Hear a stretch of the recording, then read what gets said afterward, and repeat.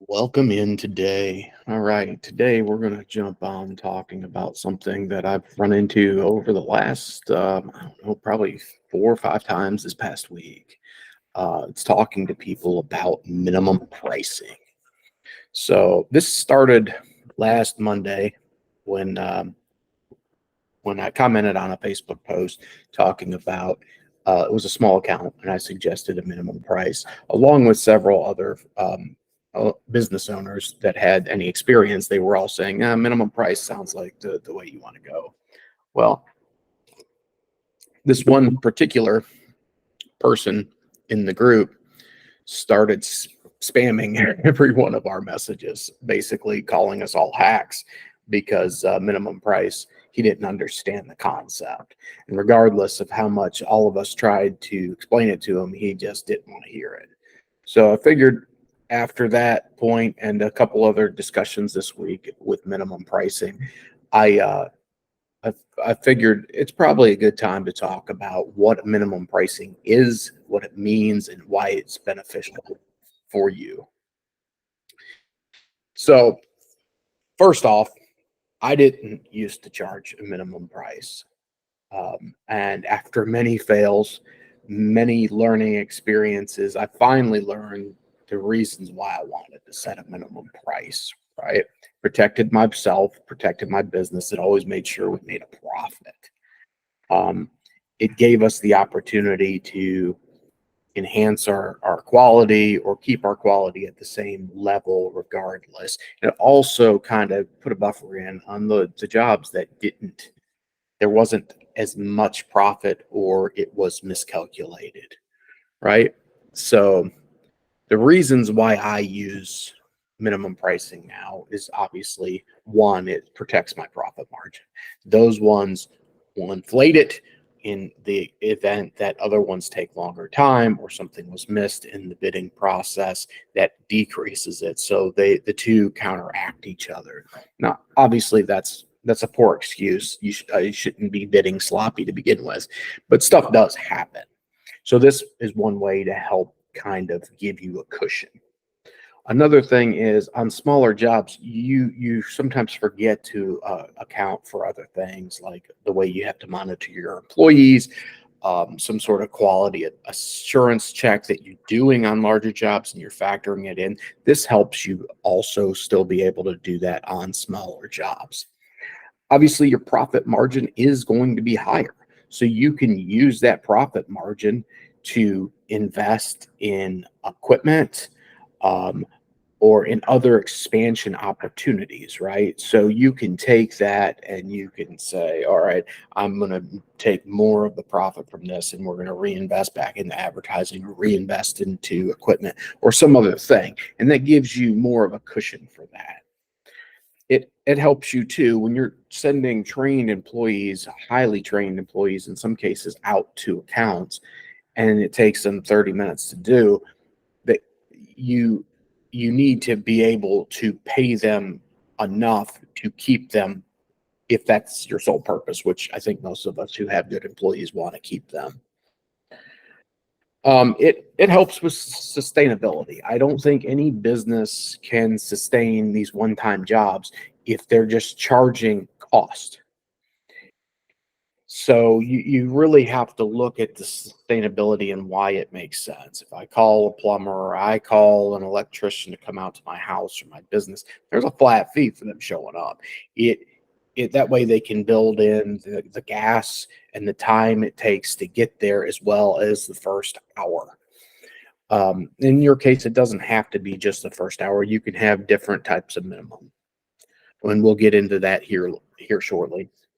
Another reason why you want to consider doing that is it helps you compete more effectively. So that's a springboard of what we were just talking about. If I call an electrician or a plumber, I'm getting a set fee for them to show up and do a certain amount of work.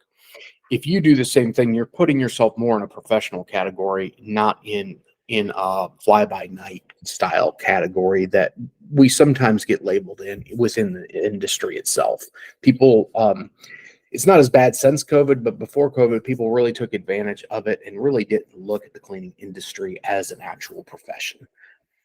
So this also is another way to put a little feather in your cap to be more professional. It gives your customers expectations, right? If a customer calls me and I ask them about the square footage of their building and they tell me, and I know it's under my minimum, I can very clearly say it's under my minimum amount. So basically I can tell them, because I know it's under my minimum amount, excuse me, I can basically say, it sounds like you're going to fall into our minimum pricing category, which is X. And when I do that, if they're only price shopping, they can cut themselves out of that equation. Now I don't have to go spend a whole bunch of time walking through and building a proposal for them because they've already disqualified themselves, which is great because that enhances how much I can give to another customer. And also, they are aware of where they're going to be beforehand. So that way, when I come in with that pricing, they've already accepted the terms and most likely are ready to move forward in most cases. So by setting minimum pricing standards, obviously we protect our business. We enhance the ability to provide quality service to attract and to retain customers. So those are the reasons why we want to do it. Next, we need to say, okay, how do we establish this minimum? What do we do to establish a minimum pricing?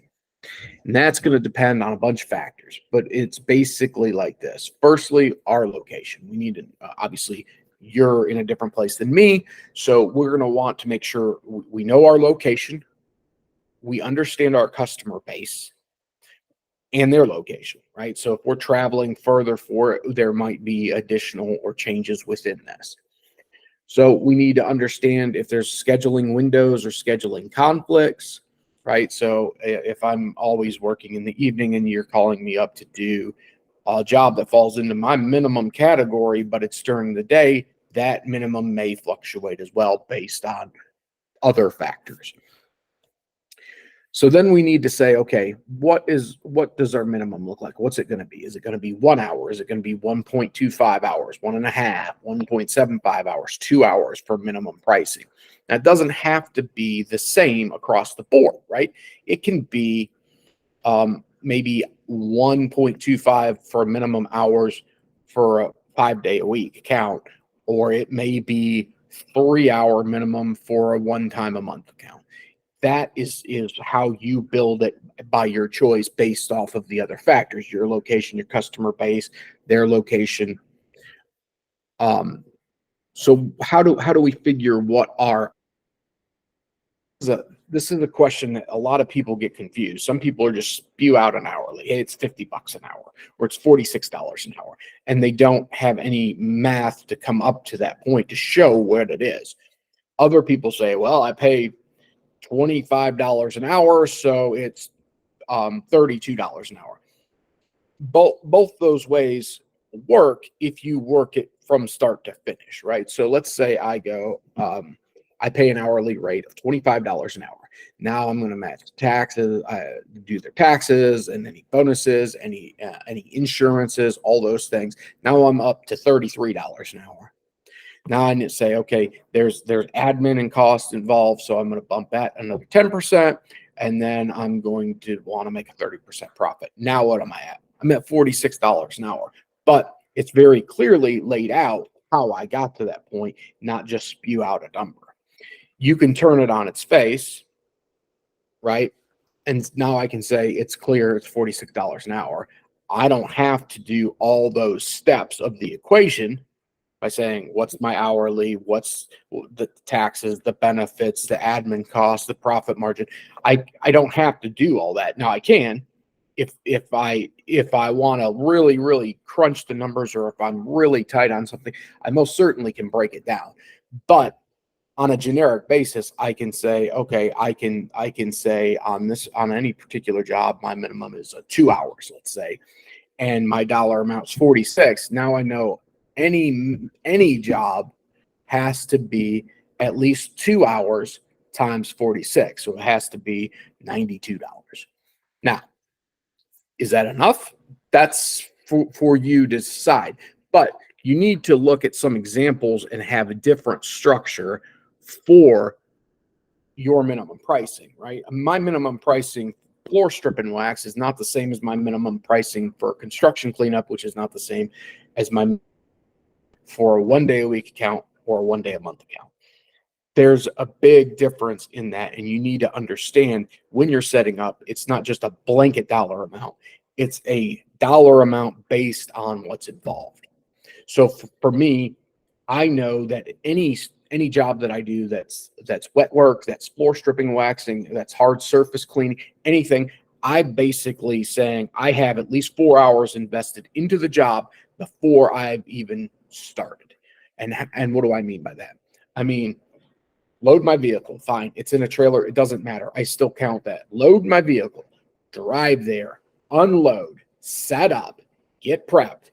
Now I strip one room, 100 square feet.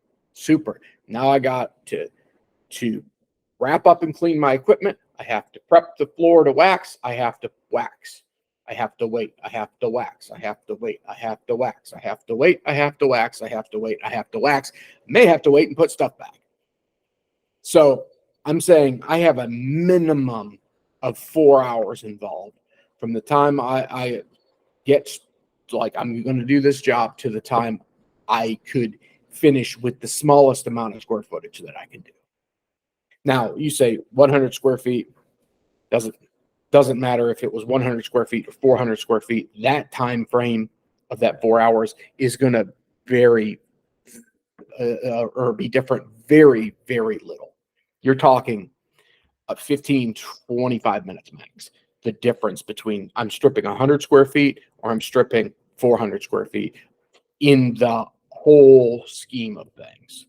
So now I could say I have a minimum price, and that minimum price is X dollars. Let's say it's $400. My minimum price is $400, and that will get you the first X square footage done. 400, 600, 800, however you want to charge, that's perfectly fine.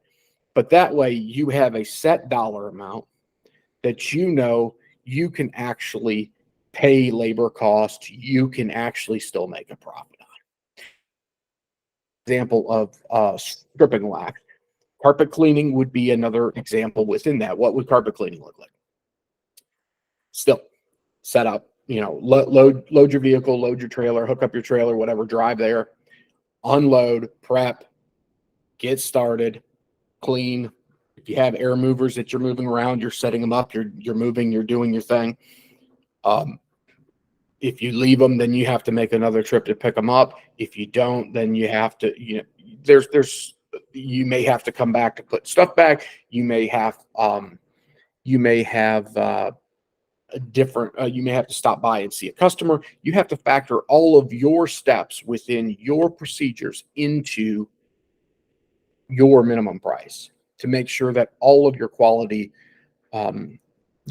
checks you've checked those boxes along the way. Now you say, okay, that's good. I understand why you do it in that scenario, but it doesn't make sense for a regular janitorial account. Why? Why doesn't it? You have you have a small square footage. Let's say you have a 500 square foot facility. That's all carpet. One restroom. Well, what's that going to take you? 30 minutes max. 30. You're going to charge 30 minutes. You're going to charge 46 divided by 2. You're going to charge $23 to show up. How are you going to pay for your help? How are you going to keep them motivated when they're driving in and they're in and out in 30 minutes? And there's just so many factors involved in that needs to be looked at. So really dig down, look at it, and it's okay. It's okay to not like what I say and say, you know what, I'm still bidding at cost, which is fine. But it's also a great bargaining chip, right? So if I'm bidding on, say, move out cleans for apartment complex, I may ask them if they want me to do their clubhouse and their gym and all the other things that are right there on site. And then they'll say, yeah, we want it one time a month, or we want it twice a month, or we want it once a week. And then I can come in and say, oh, okay, cool. Our minimum for once a week or every 2 weeks or once a month is X dollars. But if we're maintaining other things within your property, i.e., if we have the move out cleans, we can do this for cost. Now they associate the two together. Great. Now you get additional work, and then you can still do it for a cost. Still be making a profit, albeit not as great of a profit. So even if you are not full on board with it, you should use it in ways to improve what you can offer.